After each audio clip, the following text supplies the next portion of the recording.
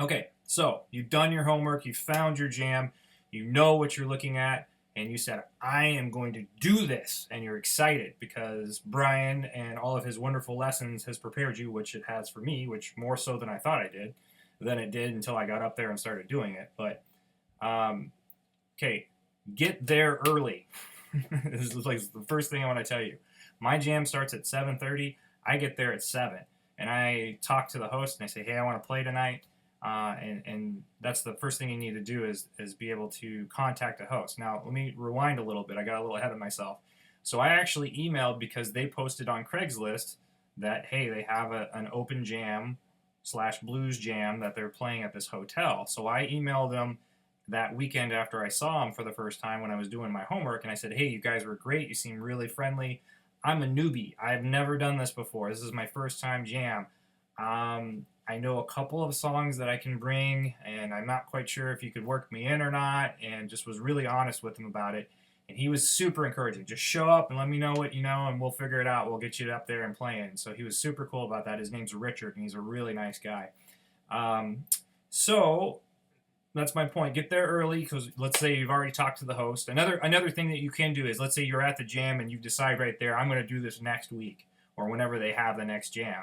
You can wait till one of the musical breaks that they have. Usually they take a break every once in a while after a couple of sets and pull the host aside and say, "Hey, I want to jam." And the thing I want you to do is just be completely honest with them. Say, "Hey, this is my first jam.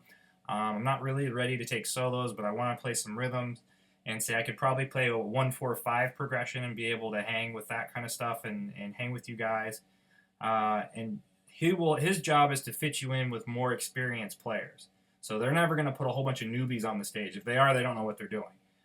So they're going to hold down the song. So if you fall apart or stop playing, it's going to be okay.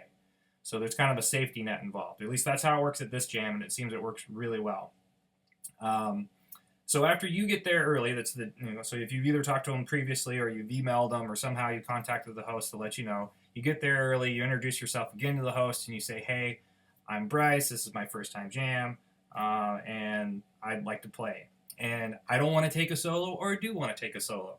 That's something that's going to be completely up to you, and I would suggest you do it.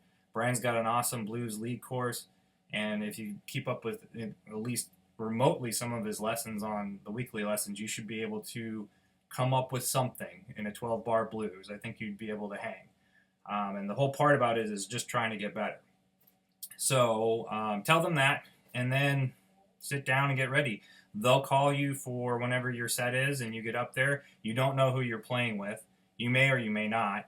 I did played with completely different people this week as I did last week, and it was awesome because one of the guitar players there was phenomenal, and it happened to be somebody got sick and he had to fill in, and they hired this guy, and he was great, man. I am so glad I got to see and play with him because he had a lot of very very tasty licks that I was trying to figure out as he was playing throughout the night.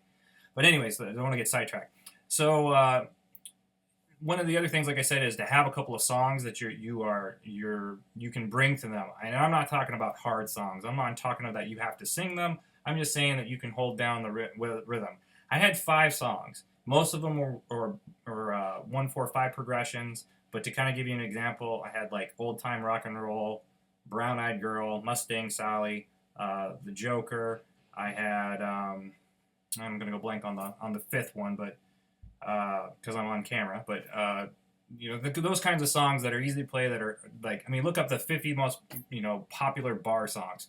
More than likely, if you can hit a couple of those, you'll be okay. So I walked up and I told the host. They said, "Well, here's the songs I know." He was like, "Nope, nope.